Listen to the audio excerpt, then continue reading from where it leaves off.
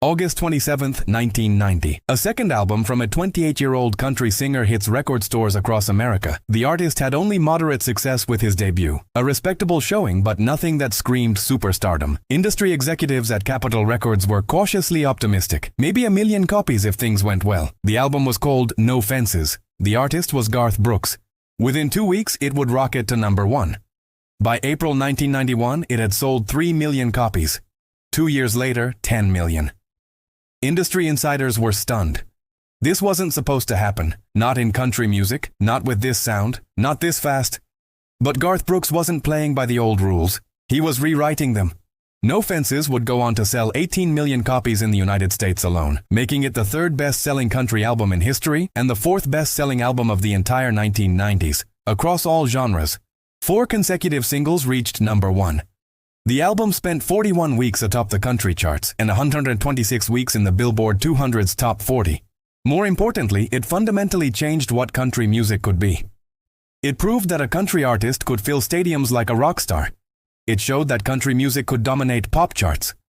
It demonstrated that an Oklahoma boy with rock influences and arena aspirations could become the best-selling solo artist in American history. But the path to No Fences was anything but straightforward. It's a story of rejection, persistence, songwriting luck, and one of the most improbable rises in music history. Welcome to the Sound Vault. Every album has a story. This is Garth Brooks. To understand No Fences, you have to understand where Garth Brooks came from, and how unlikely his success really was. February 7, 1962. Tulsa, Oklahoma. Troyal Garth Brooks was born the youngest of 6 children to Troyal Raymond Brooks Jr., who worked for an oil company, and Colleen McElroy Carroll, a country singer who had recorded for Capitol Records in the 1950s and appeared on the Ozark Jubilee television show. Music was always part of the Brooks household, but it wasn't traditional country alone. Garth's father played him George Jones and Merle Haggard. His mother introduced him to her country roots. His siblings exposed him to James Taylor and Dan Fogelberg. His friends blasted Queen and Kiss. That eclectic mix, traditional country, sensitive singer-songwriter material, and theatrical arena rock, would become the blueprint for Garth Brooks' sound. But first, he had to figure out if music was even his path. At Yukon High School in Oklahoma, Brooks was more interested in sports than singing. He earned a track and field scholarship to Oklahoma State University in Stillwater, where he competed in javelin. To make ends meet, he worked as a nightclub bouncer, a pizza delivery boy, and a shoe salesman.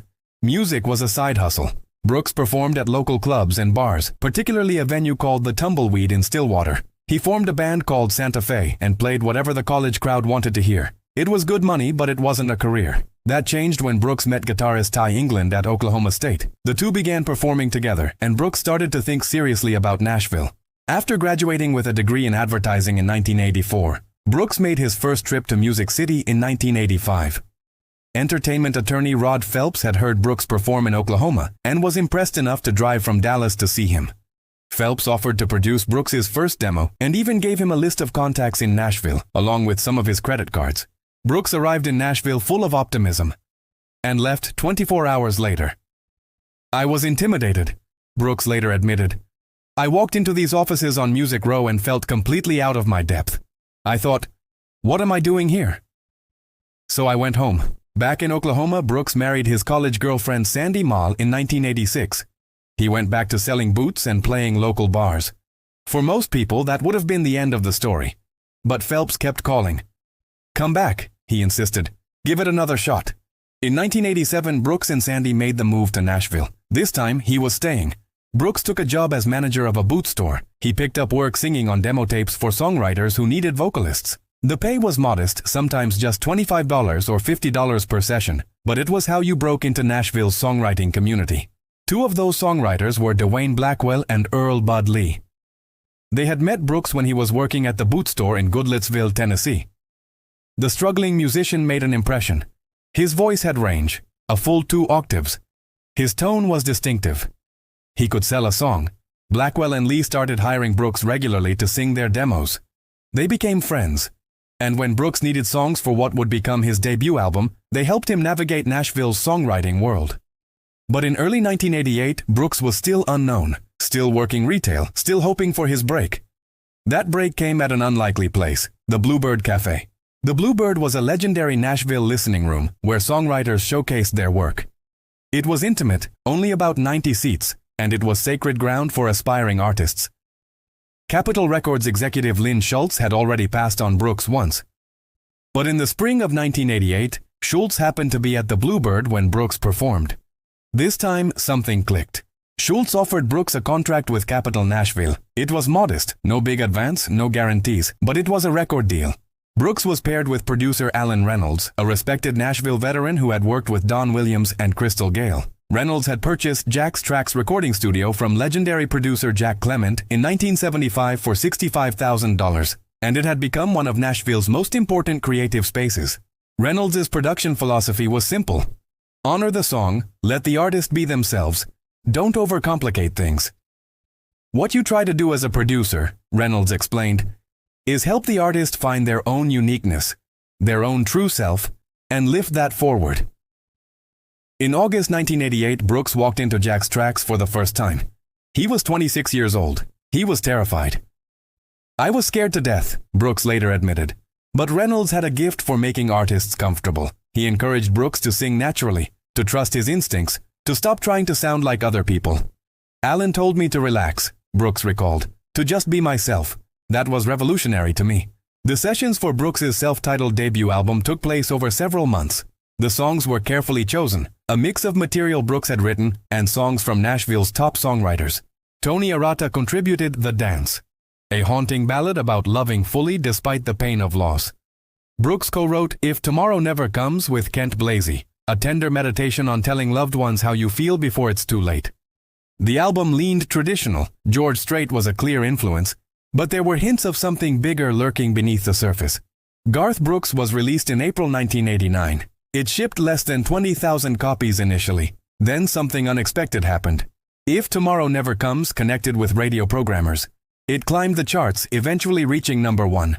"The Dance" followed, also hitting number 1. The album peaked at number 2 on the country charts and number 13 on the Billboard 200. By the end of 1989, Brooks had sold over 1 million copies. He won the Country Music Association's Horizon Award for Most Promising Newcomer and a Video of the Year award for "The Dance." The Academy of Country Music honored "The Dance" with Song and Video of the Year awards. Garth Brooks was no longer a boot salesman, he was a rising star. But nobody, not Capitol Records, not Alan Reynolds, not even Brooks himself, was prepared for what came next. While Brooks was touring behind his debut album, 2 of his songwriter friends were having a very eventful lunch. 1989. Tavern on the Row, a popular Nashville restaurant frequented by songwriters and music industry people. Dwayne Blackwell and Earl Bud Lee were enjoying drinks and food when the bill arrived. Lee reached for his wallet. It wasn't there. "Don't worry," Lee told Blackwell with a grin. "I have friends in low places. I know the cook." The phrase hung in the air. Both men immediately recognized its potential. "That's a song," Blackwell said. "It is," Lee agreed. But nothing happened immediately. The idea went dormant, filed away in the mental notebooks all professional songwriters maintain. Several months later, Lee and Blackwell found themselves at another Nashville gathering, a number 1 party celebrating another songwriter's recent hit. These parties were common in Nashville, fancy affairs where the music industry congratulated itself. As Lee and Blackwell stood in the elegant surroundings, Lee suddenly remembered Tavern on the Row. The contrast was perfect.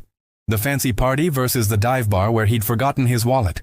The privileged insiders versus the working-class outsiders. The song practically wrote itself. Lee recalls, "After a couple of bottles of champagne, the song just fell out on the bar. It was really a gift. There was only one problem. They didn't have any paper, so they wrote 'Friends in Low Places' on cocktail napkins. When Blackwell and Lee polished the song, they needed someone to record a demo. They called Garth Brooks. By this time, early 1989, Brooks had just signed his Capitol deal but hadn't released his debut album yet. He was still doing demo work for extra money. Brooks drove out to Windwalker Studios in Goodlettsville, Tennessee. The musicians included John Beland from the Flying Burrito Brothers on guitar, Steve Turner on drums, and Larry Paxton on bass. Frank Green engineered. Guitarist James Garver added a critical detail, the name of the bar in the song. He suggested The Oasis after an establishment in his hometown of Concordia, Kansas. Brooks recorded the demo and immediately fell in love with it. "The first time I heard it, I knew," Brooks said. "This was special. This was exactly who I am as an artist." Brooks contacted Blackwell and Lee. "Is this song still available?" he asked. It was. Sort of. Country singer David Wayne Chamberlain had already recorded it in 1989, but that version went nowhere. Mark Chestnut was also considering it for his upcoming debut album. Brooks asked if he could hold the song for his second album. Blackwell and Lee agreed without hesitation. "Putting that kind of faith into an unknown artist is unheard of," Brooks later wrote in the liner notes. "Thanks Dwayne and Bud for believing in me." That faith was about to pay off in ways nobody could imagine. Summer 1990, Brooks returned to Jack's Tracks to begin work on his sophomore album. The sessions would last several months and include some of Nashville's finest studio musicians, Mark Castevins on acoustic guitar, Chris Lusinger on electric guitar, Bruce Boughton on steel guitar, Bobby Wood on keyboards, Milton Sledge on drums, and Mike Chapman on bass. But the real stars were the songs. Alan Reynolds and Brooks had one clear objective: choose material that was undeniable. No filler. Every track had to mean something. Friends in Low Places was the obvious anchor, but they needed more. Brooks and songwriter Pat Alger had been developing another song that pushed boundaries. Alger had written a tune with Mark Sanders called "Like a Hurricane" that Kathy Mattea recorded. It included a line about thunder rolling. Brooks latched onto that image. "What if we write a song about somebody who's cheating on his wife?" Brooks suggested to Alger, "and every time he does it, the thunder rolls." Alger thought Brooks was joking, but they sat down and talked through the concept. Brooks wanted to explore thunder rolling inside of a marriage and outside at the same time, the external storm mirroring the internal turmoil. Alger grabbed a guitar and started playing what Brooks described as a D minor rolling thing. The song came together quickly. There was one problem: it wasn't finished. The initial version only had 3 verses, establishing the cheating husband, the wife's suspicion, and the tension as he returns home. But it felt incomplete. When Brooks and Alger pitched the song to producer Jerry Crutchfield for Tanya Tucker's upcoming album, Crutchfield told them bluntly, "This song isn't done. It needs another verse." Brooks wrote a 4th verse that darkened the narrative considerably. She runs back down the hallway through the bedroom door. She reaches for the pistol kept in the dresser drawer, tells the lady in the mirror he won't do this again. "'Cause tonight will be the last time. She'll wonder where he's been." The implication was clear. Either the wife was about to shoot her husband or herself. It was a shocking ending, too dark for radio. Tucker recorded her version with the 4th verse in 1988, but her label shelved it until 1995. That left the song available for Brooks. Reynolds loved it, but he agreed the 4th verse was too much for the album. They recorded only the first 3 verses for commercial release. Brooks would perform the complete version in concerts, where audiences could handle the darker material. Reynolds had another idea. He had some old tapes from a previous session that included recordings of actual thunder and rain. As Brooks sang the title line, Reynolds layered in the thunder sounds. It created a dramatic, almost cinematic tension. Another crucial song came from a deeply personal place. Fall 1989. Brooks and his wife Sandy returned to Oklahoma for a homecoming football game. Walking through the crowd, Brooks ran into his high school sweetheart, the girl he had once been convinced was his soulmate. "For the first 2 years of my married life," Brooks later admitted, "I really thought the girl that was for me was still that girl from high school." But seeing her again after several years, Brooks had a revelation. She wasn't the angel he remembered. Time had changed both of them. And Sandy, the woman he'd actually married, was clearly the right person for him. Brooks called Pat Alger, excited about turning this experience into a song, but they couldn't find the right hook. The concept was there. Sometimes the prayers that go unanswered are actually answered, but they needed the perfect line to tie it together. Brooks mentioned the song's progress to another songwriter, Larry Bastian. The 3 were taking a walk down 18th Avenue in Nashville when Brooks explained the premise. Bastian stopped walking. "Oh, that's simple," he said. "This song should be called Unanswered Prayers, because some of God's greatest gifts are unanswered prayers." Brooks and Alger looked at each other. That was it. Brooks initially doubted the phrase would sing well, but Bastian's explanation convinced him. "You're going to find out some of God's greatest gifts ever are unanswered prayers." The song came together quickly after that. Brooks didn't even realize Bastian would receive a songwriting credit until the album was released. "I didn't even know that I was on the song as a writer until the song came out," Bastian recalled. "Not that I'm giving the money back, but that says a lot about Garth Brooks too." Brooks insisted on one minor change from the true story. In reality, he hadn't run into his ex at a football game. It was at a fundraiser bazaar for rehabilitated teenage boys. But just the other night at a hometown football game, sang better than the truth. The song was intensely personal. "This is probably the truest song I have ever been involved with as a writer," Brooks wrote in the liner notes. "Every time I sing this song, it teaches me the same lesson. Happiness isn't getting what you want. It is wanting what you've got." The album was coming together, but they still needed one more up-tempo song. Dennis Robbins, Bobby Boyd, and Warren Dale Haynes had written a clever number called Two of a Kind, Workin' on a Full House. Robbins had recorded it in 1987, reaching number 71 on the country charts. The song used poker and farming metaphors to describe a happy marriage and growing family. Brooks heard it and knew immediately it would work. It was playful, positive, and perfectly suited for radio. The album's other tracks included New Way to Fly, a neo-traditional country song that showed Brooks could still do George Strait-style material, Wild Horses, a sensitive ballad, Victim of the Game, which future wife Trisha Yearwood would cover on her debut album less than a year later, and Mr. Blue, a cover of the 1959 Fleetwood's hit that Dwayne Blackwell had co-written. The eclectic mix reflected Brooks's influences. There was traditional country, rock energy, pop sensibility, and emotional depth.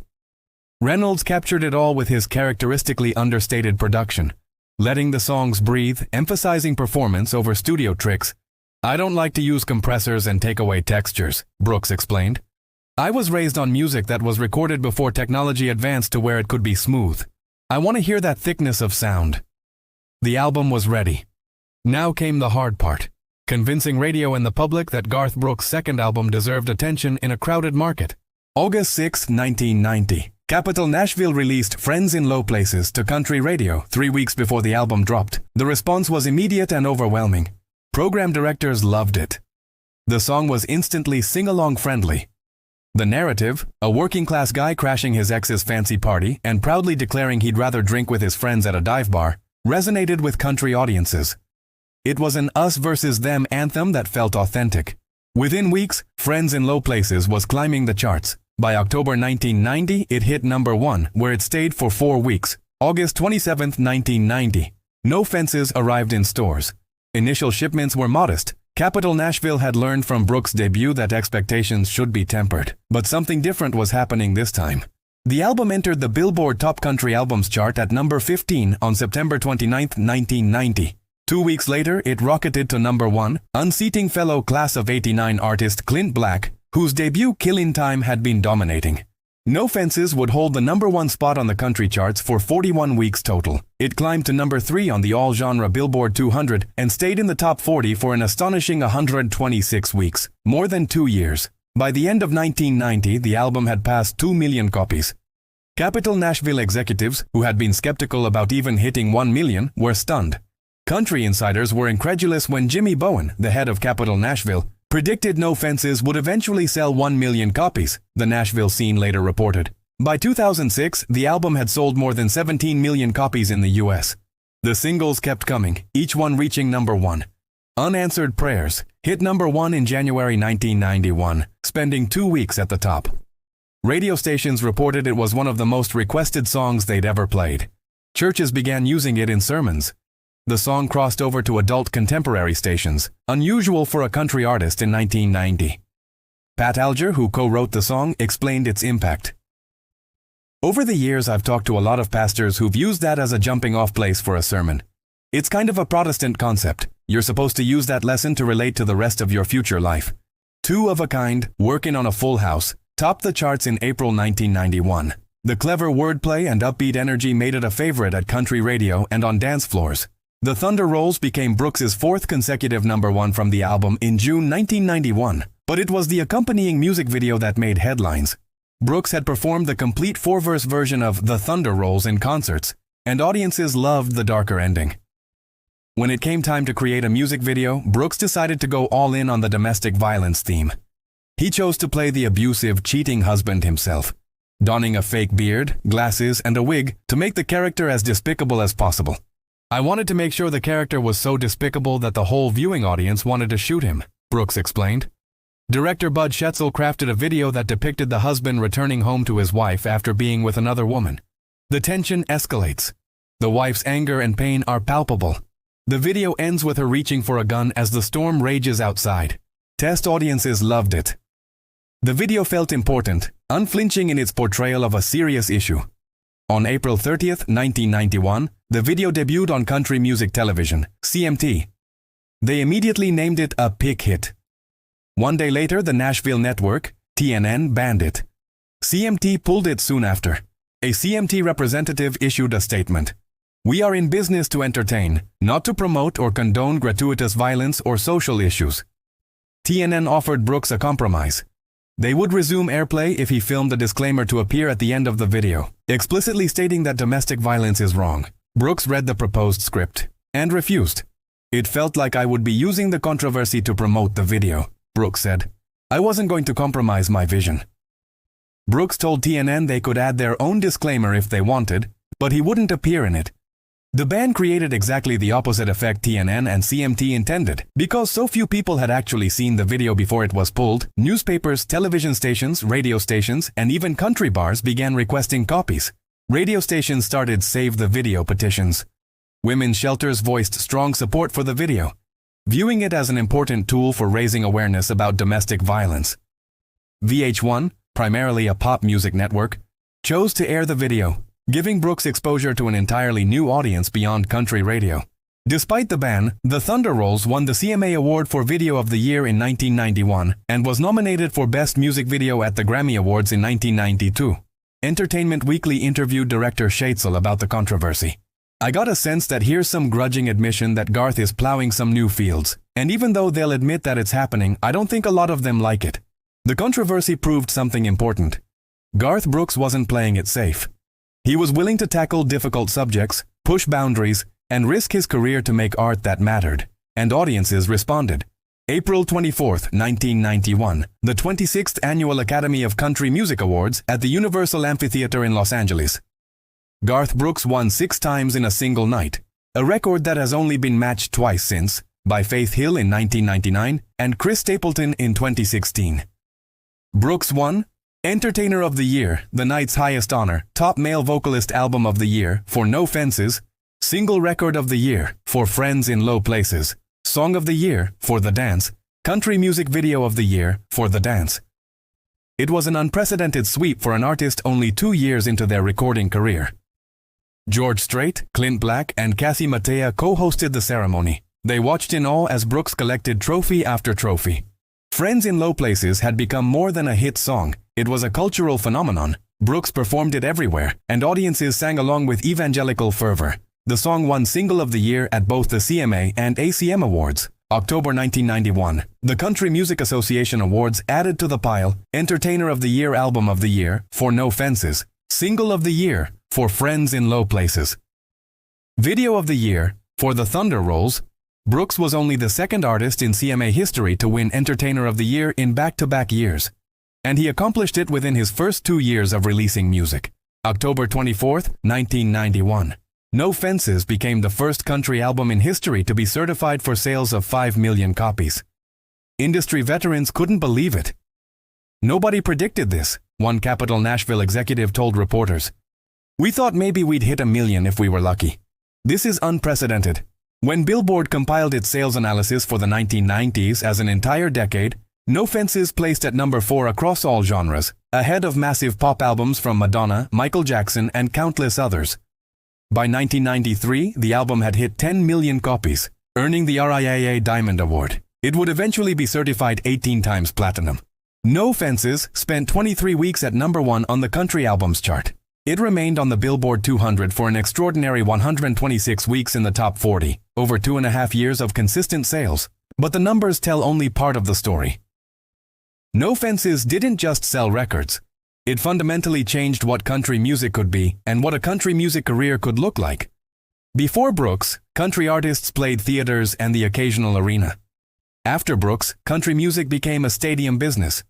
Brooks's concerts began incorporating elements of rock spectacle, lights, pyrotechnics, multiple costume changes, and theatrical staging. He ran across the stage, swung from ropes, and engaged with audiences with an energy country music had never seen.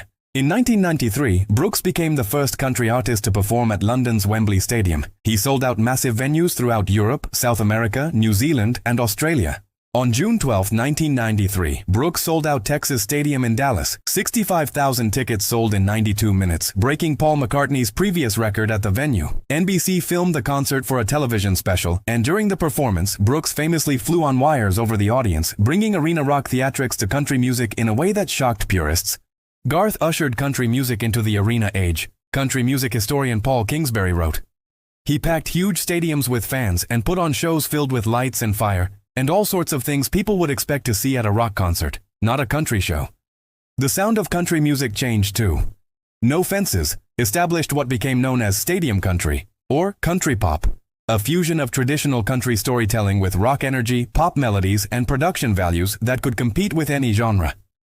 Entertainment Weekly noted in its review, country's hottest new hat act continues to display a wide streak of individuality. But not everyone was happy. Country purists accused Brooks of selling out, of diluting the genre, of pandering to pop audiences. They pointed to the rock-style electric guitar in Friends in Low Places and the arena-ready production of the Thunder Rolls as evidence that Brooks wasn't real country. Brooks didn't apologize. "I've always said I'm not a country purist," he told interviewers. "I grew up listening to everything, George Jones, James Taylor, Queen, Kiss. Why should I have to choose? Why can't country music be all those things?" The commercial success made the criticism irrelevant. By 1992, Garth Brooks' overall record sales accounted for 1/4 of country music's entire year-end sales. His success lifted the entire genre, creating opportunities for other artists to cross over and reach broader audiences. Alan Jackson, Clint Black, Vince Gill, Travis Tritt, Reba McEntire, all benefited from Brooks opening doors and bringing new audiences to country music. While other country artists would sell millions of albums, Kingsbury observed, it would be Brooks who redefined country music. Producer Alan Reynolds reflected on the album's impact. "What you try to do as a producer is help the artist find their own uniqueness, their own true self, and lift that forward.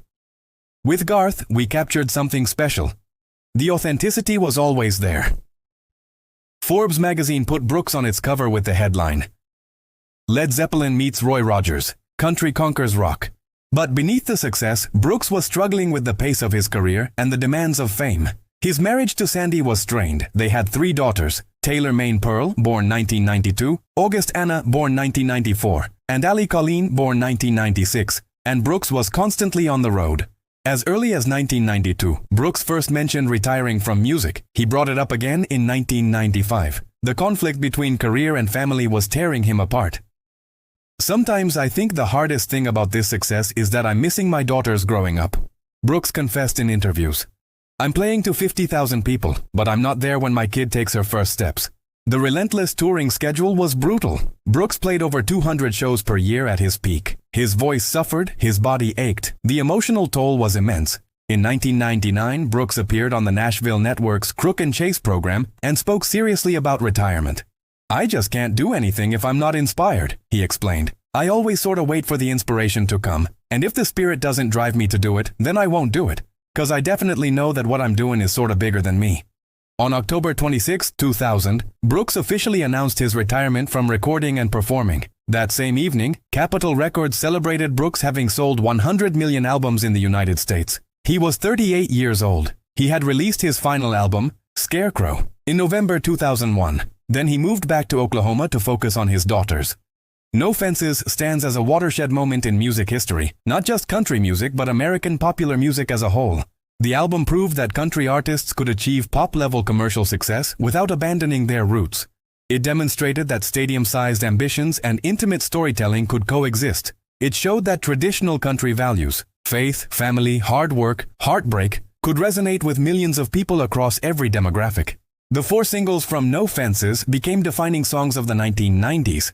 Friends in Low Places became Brooks' signature song, the one track that defined his career and his connection with audiences. It's been performed at nearly every concert he's ever played since 1990. The song has been covered by countless artists and remains a karaoke staple. In 2007, it was named the greatest drinking song of all time by Great American Country Network. Unanswered Prayers became a wedding standard and a church favorite. Its message about divine timing and accepting life's unexpected paths resonated far beyond country music audiences. The song has been performed at countless religious services and inspired sermons across denominations. The Thunder Rolls pushed boundaries for what country music could address thematically. Despite, or perhaps because of, the controversy surrounding its video, the song opened conversations about domestic violence and showed that country music could tackle serious social issues without preaching or condescension. Two of a kind working on a full house provided the album's light-hearted counterbalance, proving Brooks could do upbeat, feel-good country as effectively as he handled weighty material. The album's influence on subsequent artists is immeasurable. Kenny Chesney, Keith Urban, Tim McGraw, Brad Paisley, Blake Shelton, Luke Bryan, Jason Aldean, every country artist who has filled stadiums in the past 3 decades owes a debt to what Brooks accomplished with No Fences. Garth opened doors that didn't exist, Kenny Chesney reflected. Before him, country artists played theaters. After him, we play stadiums. He showed us it was possible. Keith Urban added, the blueprint for what a country superstar could be in the modern era. That was written by Garth Brooks. Even pop artists acknowledged the album's crossover impact. Taylor Swift, who would later become country music's biggest crossover success since Brooks, cited him as a primary influence. Garth was the first artist I saw who made country music feel like a stadium experience, Swift said. That combination of intimacy and spectacle, I learned from watching him.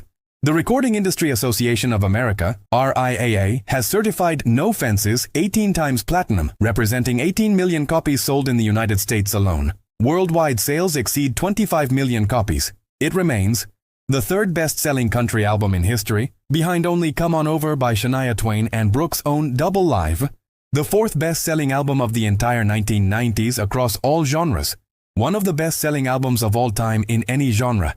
In 2006, Billboard magazine ranked No Fences at number 24 on its list of the top country albums of all time. In 2020, Rolling Stone included it on its list of the 500 greatest albums of all time. Brooks's retirement lasted nearly a decade. During those years, he focused on raising his daughters in Oklahoma, attending their school events and sports games, being present in ways his touring schedule had never allowed. His marriage to Sandy ended in divorce in 2001, finalized after 15 years together. The split was amicable, with Brooks ensuring Sandy received half of all his earnings, an estimated $125 million settlement. In 2005, Brooks married fellow country star Trisha Yearwood, whom he had known since the late 1980s when both were starting their careers in Nashville. Yearwood had sung background vocals on Brooks's debut album and had toured with him extensively. By 2009, with his daughters grown, Brooks began planning his return. In 2014, he signed with Sony Music Nashville and announced a world tour with Yearwood. The comeback was unprecedented. Brooks sold out stadiums worldwide, proving his audience had never left. New generations discovered his music. Younger country artists cited him as their inspiration. In 2016, Brooks was awarded the Library of Congress Gershwin Prize for Popular Song, recognizing his lifetime contributions to American music. Previous recipients included Paul Simon, Stevie Wonder, and Paul McCartney. In 2020, at age 58, Brooks received the prestigious Billboard Music Icon Award. During the ceremony, he performed Shallow with Kelly Clarkson, a reminder that his vocal power and stage presence remained undiminished. As of 2025, Garth Brooks is the best-selling solo artist in United States history, with over 157 million albums sold domestically. Only the Beatles have sold more albums in America. No Fences remains his second best-selling album, forever linked to that explosive moment when a boot salesman from Oklahoma rewrote the rules of country music. While Brooks received the glory, the songwriters behind No Fences watched their careers transform alongside his. Dwayne Blackwell and Earl Bud Lee, who wrote Friends in Low Places on cocktail napkins, became two of Nashville's most sought-after writers. The song has earned millions in royalties and continues generating income decades later.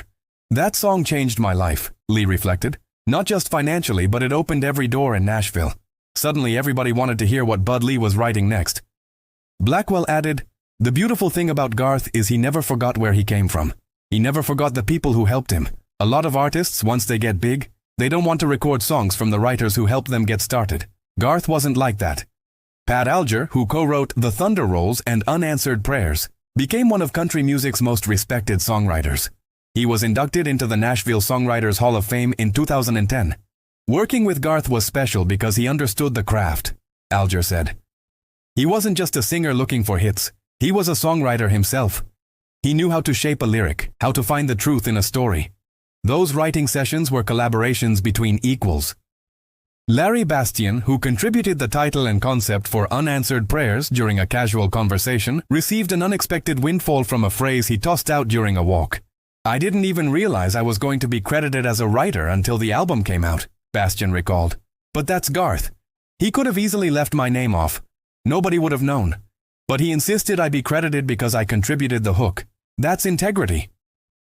The musicians who played on the album also saw their careers flourish. Bruce Boughton's steel guitar work on No Fences led to sessions with countless other artists. Mark Castivans became one of Nashville's most in-demand acoustic guitarists. Engineer Mark Miller, who worked alongside Alan Reynolds at Jack's Tracks, recalls the sessions with reverence. You could feel it in the room. We knew we were capturing something special. Garth had this intensity, this focus. Alan had this calm confidence. The musicians were absolutely world-class. Everything just clicked. No Fences didn't just change music, it changed the music business itself. Brooks pioneered the concept of integrated marketing for country artists. He appeared on mainstream talk shows like The Tonight Show and Saturday Night Live, not just country-specific programs. He gave interviews to Rolling Stone and Entertainment Weekly, not just Country Music Magazine. He understood branding before most artists even knew the term. The black cowboy hat became as iconic as Michael Jackson's glove or Elvis's jumpsuit. Brooks also revolutionized concert touring economics. He kept ticket prices lower than comparable pop and rock acts, believing working-class fans, the core of his audience, deserved access. But he made up revenue through volume, playing multiple nights in cities where other artists played once. His business acumen extended to his record deals. When he signed with Capitol Nashville in 1988, it was a standard contract. But as his leverage grew, Brooks renegotiated terms that gave him unprecedented control over his masters, merchandising, and touring. In 1994, Brooks formed his own label imprint within Capitol, giving him final say on everything from album covers to single selections. This level of artist control was virtually unheard of in Nashville at the time. Garth understood leverage, one Capitol Nashville executive explained. He knew that when you're selling 10 million albums, you can dictate terms. And he used that power not just for himself, but to improve conditions for other artists. Brooks was also ahead of his time in understanding the value of catalog ownership. When digital music emerged in the late 1990s and early 2000s, Brooks initially refused to allow his music on iTunes and streaming platforms, holding out for better terms for artists. People called him crazy, industry analyst Bob Lefsetz noted. But he was right. He understood that once you give away control of your music digitally, you can't get it back. He held firm until he could negotiate from a position of strength. In 2014, when Brooks returned from retirement, he launched his own streaming service called Ghost Tunes as an alternative to Spotify and Apple Music. Though it eventually shut down, it demonstrated Brooks' willingness to challenge industry norms. Not everyone celebrated Brooks' success or his approach to country music. Traditional country purists viewed No Fences as the beginning of country music's dilution, the moment when Nashville prioritized commercial success over artistic authenticity. Critic Chet Flippo wrote, Garth Brooks represents everything wrong with modern country music. The rock production, the pop sensibilities, the stadium spectacle. This isn't country music, it's country-flavored pop. Some veteran artists expressed resentment.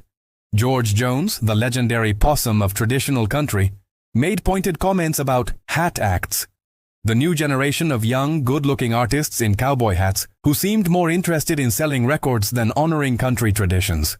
While Jones never named Brooks specifically, the implication was clear, and Brooks felt it. I love George Jones more than almost any artist, Brooks said in response. If he doesn't think I'm country enough, that hurts. But I can't be someone I'm not. I grew up listening to James Taylor and Queen as much as Merle Haggard. I'm not going to pretend otherwise. The debate over Brooks's authenticity intensified in 1999 when he created an alter ego named Chris Gaines, a fictional Australian rock star for whom Brooks recorded an entire album of pop rock music. The Garth Brooks in The Life of Chris Gaines album confused and alienated many fans. It peaked at number 2 on the Billboard 200 but was considered a commercial disappointment compared to Brooks's country releases. The experiment was largely viewed as a misstep. The Chris Gaines thing was bizarre, one critic wrote. It felt like Brooks was trying to prove he was more than just a country singer, but nobody wanted proof. We wanted Garth Brooks. Brooks defended the project as artistic exploration, but even he later admitted it might have been ill-conceived timing, coming at a moment when his core audience wanted traditional Garth, not experimental alter egos. There were also persistent criticisms about Brooks's stage presence and vocal delivery. Some found his emotional intensity, the way he'd grip the microphone with both hands, close his eyes, and sing with theatrical passion, to be overwrought or insincere. He's always performing, one critic complained. Even in intimate moments, it feels calculated for maximum emotional impact. Brooks never pretended to be subtle. "I wear my heart on my sleeve," he said. "If that's too much for some people, I understand. But I can't sing any other way." Whatever the criticisms, No Fences remains an undeniable commercial and cultural phenomenon. By the end of the 1990s, the album had spent 23 weeks at number 1 on Billboard's Top Country Albums chart, remained on the Billboard 200 for 126 weeks in the top 40, produced 4 number 1 singles on the Billboard Hot Country Songs chart, sold over 18 million copies in the United States alone. Sold over 25 million copies worldwide, been certified 18 times platinum by the RIAA, won Album of the Year at both the ACM and CMA Awards, helped Brooks win Entertainer of the Year at both the ACM and CMA Awards. The album placed at number 4 on Billboard's list of the best-selling albums of the entire 1990s, ahead of Metallica's Black Album, Shania Twain's The Woman in Me, Alanis Morissette's Jagged Little Pill, Whitney Houston's The Bodyguard, soundtrack Hootie and the Blowfish's Cracked Rear View. Only 3 albums sold more in the 1990s, Shania Twain's Come On Over, The Bodyguard soundtrack, Barely, and Alanis Morissette's Jagged Little Pill. For context, No Fences outsold every album by Nirvana, Pearl Jam, Madonna, Michael Jackson, and Guns N' Roses released during the 1990s. The album spawned a touring phenomenon that saw Brooks play 390 shows between 1991 and 1993, sell out venues in under an hour, gross over $100 million from touring in 1991 alone, become the first country artist to sell out Wembley Stadium in London, break attendance records at stadiums across America. By 2020, Garth Brooks had become the best-selling solo artist in United States history, with 157 million albums sold domestically. Only the Beatles, with 183 million, have sold more. No Fences remains Brooks' second best-selling album, behind only his 1998 Double Live album Double Live. The story of No Fences is the story of ambition meeting opportunity, of talent meeting timing, of an artist refusing to accept limitations.